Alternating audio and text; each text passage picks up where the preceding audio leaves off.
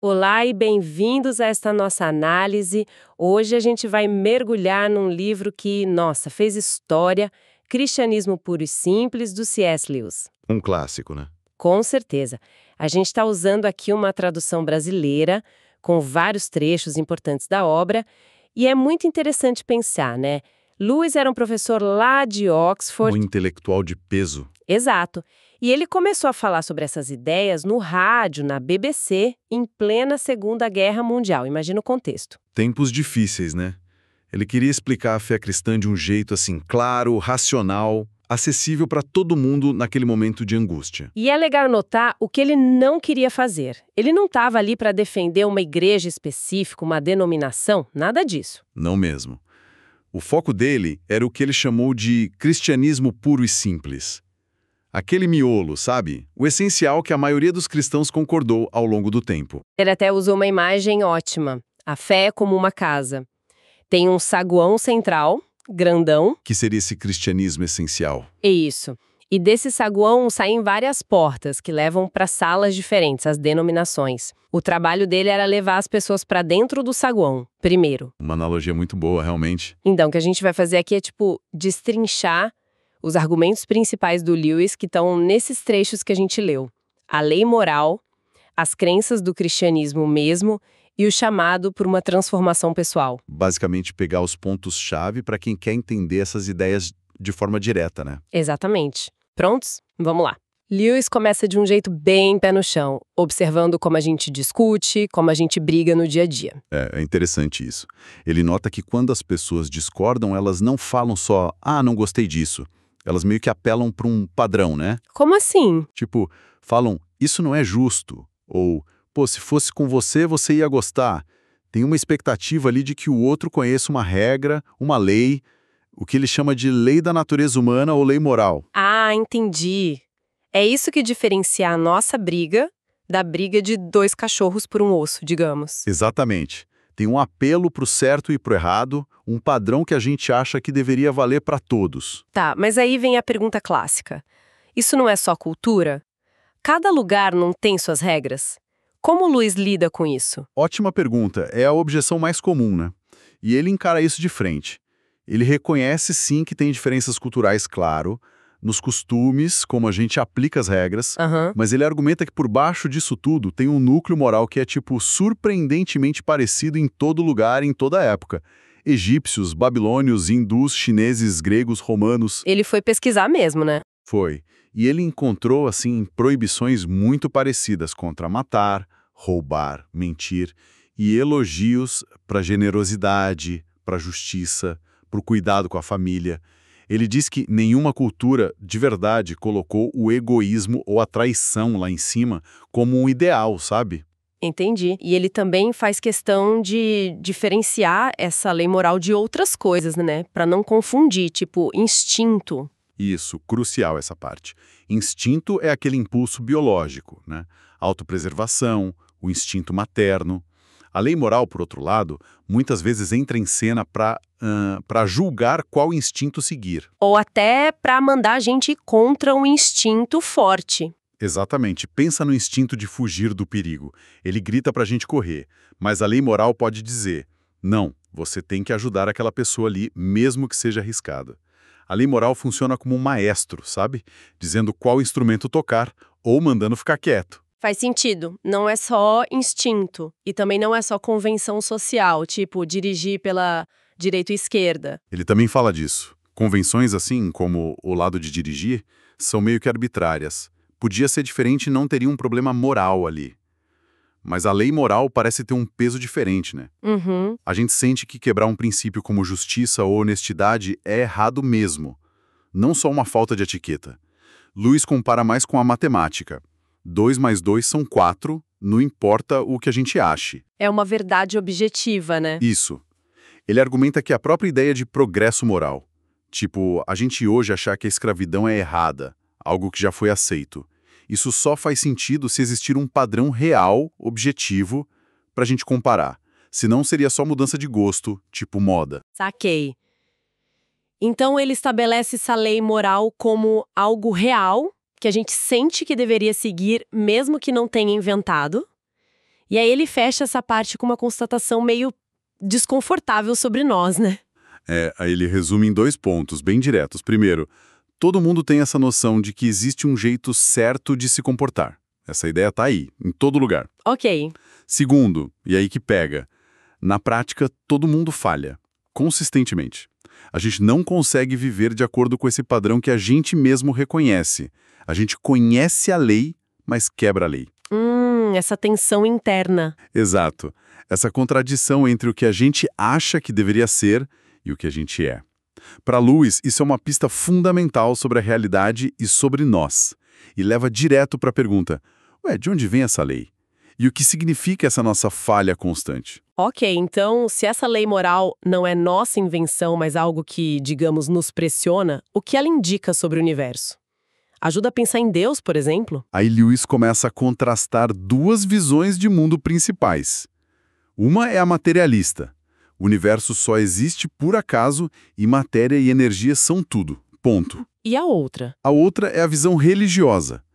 Existe uma mente, uma consciência, um poder por trás de tudo. Lewis argumenta que a ciência é ótima para descrever o como as coisas funcionam, os processos do universo. Mas não o porquê. Exato. A ciência por si só não responde por que o universo existe, se tem um propósito ou se tem algo além do que a gente consegue medir. Ela tem seus limites. Então, onde a gente busca pistas para essa realidade mais profunda? A pista mais direta, mais íntima que a gente tem, segundo Lewis, vem de dentro. Nós mesmos. Somos a única parte do universo que a gente conhece por dentro, né? É verdade. E quando a gente olha para dentro, não tem só química e física. Tem essa consciência da lei moral, o senso de dever, de responsabilidade, a culpa quando a gente erra.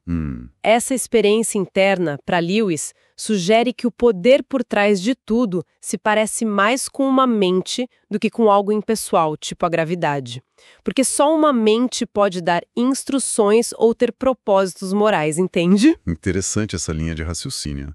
E o que essa lei moral nos diz sobre a personalidade desse poder, desse Deus? Ele é bonzinho? Boa pergunta. Olhando para a lei moral, o que a gente vê? Um padrão que valoriza o altruísmo, a justiça, a honestidade, a coragem. E que desaprova o contrário, né? Egoísmo, crueldade e traição. Certo. Então, nesse sentido, o poder por trás da lei parece muito interessado na conduta correta, no bem. Dá para dizer que Deus é bom nesse aspecto de valorizar a retidão. Mas aí vem um alerta importante do Lewis. Qual seria? A própria lei moral que a gente conhece não é boazinha no sentido de ser frouxa, sabe? Indulgente. Ela é exigente. O padrão é alto. Ela não passa a mão na nossa cabeça quando a gente erra. Portanto, o Deus por trás dessa lei também não pode ser imaginado como um Papai Noel cósmico, um avô bonajão que ignora o mal. Se ele valoriza a lei, ele tem que ser justo, e a justiça leva o certo e o errado a sério. Então, a conclusão dessa primeira parte é meio assustadora. Uma lei super exigente, que a gente não consegue cumprir, e um Deus justo por trás dela. Exatamente. Lewis acha que encarar essa realidade, que é desconfortável mesmo, é o primeiro passo para entender o resto da mensagem cristã. É reconhecer que a gente está numa situação complicada. Numa enrascada moral, como ele diz. Isso. Em dívida com um padrão que a gente até reconhece como válido, mas viola o tempo todo. E diante de um poder que leva essa lei a sério. É a partir desse ponto, desse reconhecimento, que as ideias cristãs sobre pecado, arrependimento, perdão, começam a fazer sentido. Entendi. Sem essa base, o cristianismo pode parecer só um monte de regra solta ou uma promessa vazia. Exatamente. Essa base da lei moral prepara o terreno para a gente olhar para as afirmações mais específicas do cristianismo. E aí vem a pergunta gigante. Se Deus é bom e justo, por que tem tanto mal e sofrimento no mundo? O famoso problema do mal. Como Lewis aborda isso? Primeiro, ele já descarta de cara o dualismo. Aquela ideia de bem e mal como 2 forças iguais, eternas, tipo 2 deuses brigando. Certo. Para ele, o mal não tem existência própria, sabe? É como uma sombra, um parasita. Só existe onde tem um bem para ele corromper. O frio é falta de calor, o escuro é falta de luz. O mal seria tipo bondade estragada. Bondade estragada. E como essa bondade original se estragou na visão que ele apresenta? A visão cristã que ele descreve é a de um universo criado bom por um Deus bom, mas algo deu muito, muito errado. A queda, né? Isso. Começou com uma criatura poderosa, a tradição chama de Satanás, Lúcifer, que tinha livre-arbítrio e escolheu se colocar no centro, se rebelar contra Deus. Essa rebelião se espalhou e a humanidade, também com livre-arbítrio, escolheu seguir esse caminho de querer ser autônoma, longe de Deus. E por que Deus permitiria isso? O livre-arbítrio. Para Lewis, era um risco necessário, porque sem a chance real de escolher o mal, também não existe amor de verdade, alegria de verdade, obediência de verdade. Essas coisas não podem ser forçadas, né? O resultado é que a gente vive num mundo que ainda é de Deus, mas está como que temporariamente ocupado pelo inimigo. Um território ocupado. É nesse cenário que Jesus Cristo entra, então, como a figura central. Exatamente. A vinda de Cristo é vista como uma grande operação de resgate nesse território ocupado. E Lewis foca menos nos milagres ou nos ensinos morais gerais que ele acha importantes, claro, e mais nas afirmações assim espantosas que Jesus fez sobre si mesmo. E qual seria a mais chocante na visão dele? A afirmação de que ele podia perdoar pecados. Não só ofensas feitas a ele pessoalmente, mas qualquer pecado contra qualquer pessoa. E por que isso é tão crucial para Lewis? O que tem de mais em perdoar? Que pensa bem, quem pode perdoar uma dívida ou uma ofensa? Só a parte que foi ofendida, né? Se alguém te rouba, eu não posso chegar pro ladrão e dizer, tá perdoado em nome dela. Não, claro. Mas Jesus perdoava pecados assim, de forma geral. Para Lewis, isso só faria sentido se ele fosse aquele contra quem todo pecado no fundo é cometido. Ou seja, se ele fosse Deus, o autor da lei moral que o pecado viola. Uau, pesado. E aí vem a famosa tríade do Lewis. Diante disso, ou Jesus era um mentiroso, sabendo que não era Deus e enganando todo mundo, ou ele era um lunático, um coitado totalmente iludido sobre quem era, ou ele era de fato o Senhor, Deus encarnado, como ele parecia afirmar. A opção de dizer, ele foi só um grande mestre moral, não se sustenta para Lewis diante do tamanho das afirmações dele. Coloca a gente numa encruzilhada mesmo. E a morte e ressurreição? Como entram aí? Qual o significado disso para o Lewis? A morte de Cristo é o clímax dessa missão de resgate. Se o nosso problema é a falha em cumprir a lei e a dívida com Deus, Cristo, sendo Deus e homem perfeito, pode fazer o que a gente não podia. Ele viveu a vida perfeita e se ofereceu como sacrifício, que, de alguma forma, paga essa dívida. Como funciona esse pagamento? Ele explica? Ele explora algumas ideias tipo substituição, resgate, mas o ponto central para a fé cristã, ele diz, é que a morte de Cristo teve esse poder de redimir. Ele fez o arrependimento perfeito, a entrega total que a gente devia ter feito. E a ressurreição é a prova de que deu certo, que o sacrifício foi aceito e venceu a morte e o mal. Certo. Mas essa vitória, essa vida nova que Cristo conquistou, como ela chega até nós hoje? Não ficou só com ele, né? De jeito nenhum. Lewis aponta para algumas práticas lá do Novo Testamento como os canais por onde essa vida nova é compartilhada. Ele destaca 3, baseadas na autoridade do próprio Cristo. Batismo, crença-fé, que não é só concordar na cabeça, mas confiar e se entregar, e a Santa Ceia, a Eucaristia. E não são só símbolos. Para a visão cristã que ele descreve, não, são mais que isso. São atos concretos e que envolvem o corpo, a matéria. Olha que interessante. Água no batismo, pão e vinho na ceia, mostrando que Deus valoriza a criação material. Através desses atos, a vida de Cristo seria realmente transmitida para quem crê. Ele usa uma imagem para isso, né? Usa, a do bom contágio. E aí entra um conceito-chave que ele usa, a diferença entre 2 tipos de vida. Ah, sim, o bios e a zoé, né? Exatamente. Bios é a vida biológica comum, que a gente tem por natureza, mas zoé é a vida espiritual, divina, aquela que pertence a Deus. O propósito daquelas práticas, batismo, fé, ceia, seria transmitir essa zoé, essa vida superior, para dentro da gente. Começar uma transformação. Isso leva direto para a questão da conduta cristã, claro. Se a pessoa recebe essa vida nova, como ela vive. São regras totalmente novas. Nem tanto. Lewis reforça que a moralidade cristã não é na maior parte uma invenção do zero. É mais um lembrete, um aprofundamento daquela lei moral universal que a gente já falou. A regra de ouro, faça aos outros o que quer para você, continua firme. E ele organiza essa moralidade, né? Sim, em 3 áreas. Primeiro, as relações entre as pessoas, justiça, honestidade e tal. Segundo, a harmonia interna da pessoa, arrumar a casa por dentro, os desejos, as motivações. E terceiro, o propósito geral da vida, o relacionamento com Deus, o destino final. E ele fala de virtudes específicas também, as cardeais e as teologais, é isso? Isso mesmo. As 4 cardeais que até filósofos antigos como Platão já reconheciam.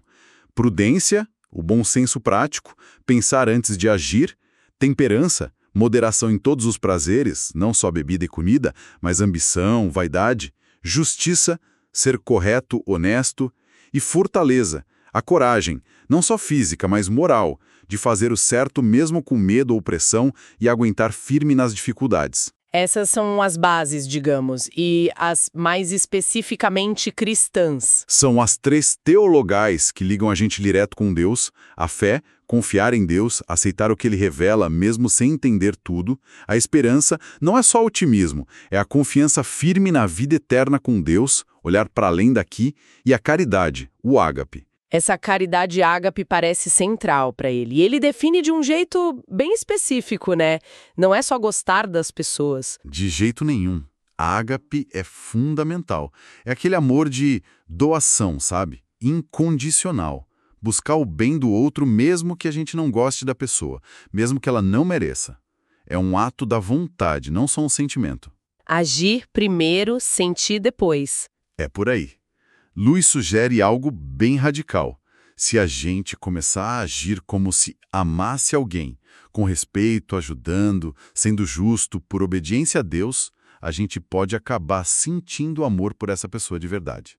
A ação puxa o sentimento. Que interessante. E o oposto disso? O maior pecado para ele seria qual? O orgulho, a presunção. Ele chama de pecado completo, a raiz de quase todos os outros. Por quê? O que tem de tão ruim no orgulho? É que o orgulho, na essência, é competitivo. A pessoa orgulhosa não quer só ter algo, ela quer ter mais que o outro. Vive se comparando, querendo se sentir superior. É colocar o próprio eu no centro do universo, brigando não só com os outros, mas no fundo com o próprio Deus. E a humildade seria o contrário disso. Exato. Mas não é fingir ser menos do que é. É ter uma visão realista de si mesmo. Reconhecer que a gente depende de Deus, que os outros têm valor, é sair do centro do palco. Nossa, tudo isso sobre moral e virtude é bem denso, mas ele parece dizer que o objetivo final não é só virar uma pessoa boazinha, né? Tem algo mais profundo rolando. Exatamente. Melhorar o comportamento é um passo, mas não é o destino final. Aí ele volta naquela distinção entre criar e gerar. Ah, da estátua e do filho? Essa mesma. O artesão cria a estátua, algo diferente dele. Mas um ser vivo gera outro do mesmo tipo. Um humano gera um humano. Deus nos criou à imagem dele. Nos deu a vida biológica, a bios. Mas Deus gerou o Filho que compartilha da vida divina dele, a Zoé. E o convite do cristianismo é? É pra gente, que foi criado como estátua viva, ser transformado em filho de Deus, receber essa vida divina, a Zoé, através de Cristo. Passar de bios para Zoé, isso soa quase como ficção científica. Como ele acha que isso é possível? Tem a ver com a Trindade. Totalmente ligado. A doutrina da Trindade, um Deus em 3 pessoas, Pai, Filho e Espírito Santo, é chave aqui. Lewis admite que é um mistério, difícil para nossa cabeça entender. Ele usa umas analogias, né? Usa, tipo a das dimensões. Uma linha tem uma dimensão, um quadrado tem 2, um cubo tem 3. Talvez Deus seja mais que tridimensional, existindo de um jeito que vai além da nossa ideia de pessoa individual.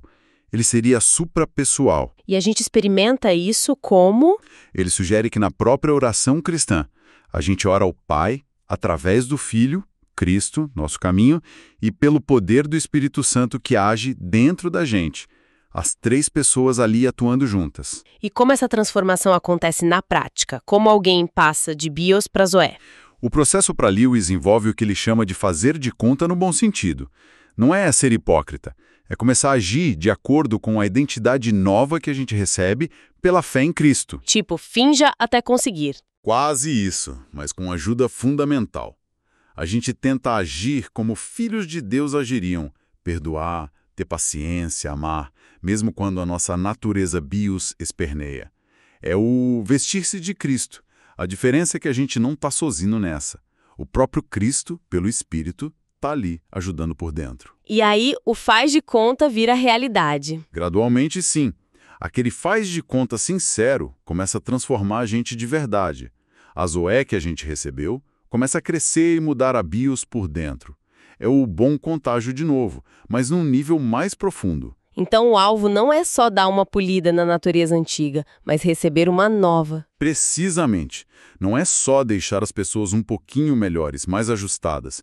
É criar novas criaturas. Seres diferentes mesmo.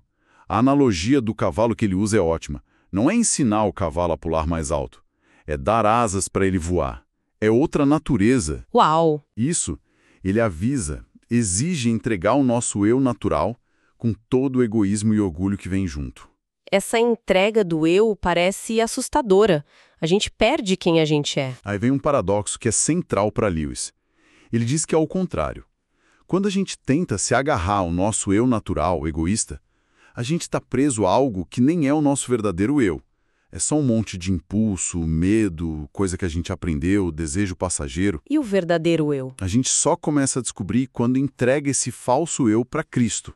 Aí sim, a gente começa a encontrar a pessoa única, específica, que Deus pensou para a gente desde o começo. Se entregar para Ele não é sumir, é finalmente se encontrar de verdade. Nossa, que desfecho forte para essa linha de pensamento.